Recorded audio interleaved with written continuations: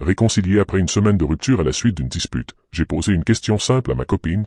As-tu vu d'autres hommes pendant notre séparation? Compte tenu de notre situation à l'époque, c'était une question légitime qui aurait pu être discutée avec maturité.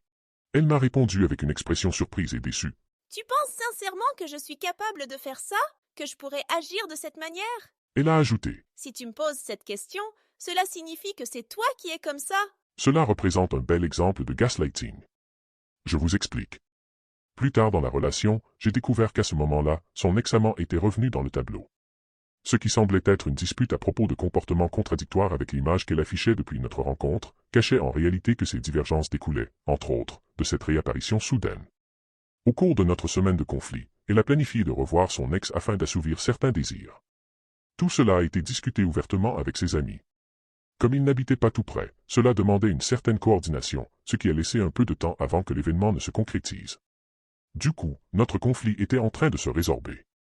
À ce moment-là, elle a clairement indiqué à ses amis qu'elle envisageait quand même de passer une soirée avec son ex pour s'amuser et ensuite le discarter. Elle a reconnu que cela pouvait sembler un peu cruel pour moi, mais qu'elle y verrait un réel bénéfice personnel.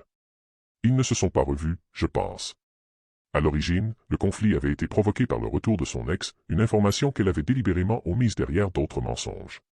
Cependant, ce n'est pas l'exemple que nous explorons ici. L'exemple de gaslighting toujours implique la réponse qu'elle m'a donnée concernant la question des rencontres intimes pendant notre rupture.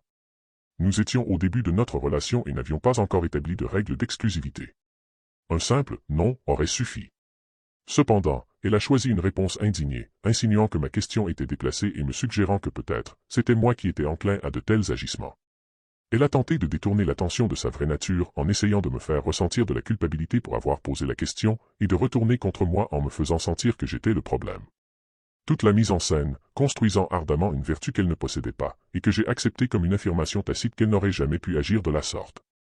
Cela a créé une fausse confiance et m'a incité à me poser moins de questions sur ce genre de sujet au cours de la relation. Et voilà, chers amis, un petit plongeon dans l'art subtil du gaslighting. Si vous avez aimé cette rapide analyse, n'oubliez pas de laisser un like et de partager vos propres expériences dans les commentaires. Restez vigilants. On se revoit bientôt pour d'autres exemples de comportements toxiques.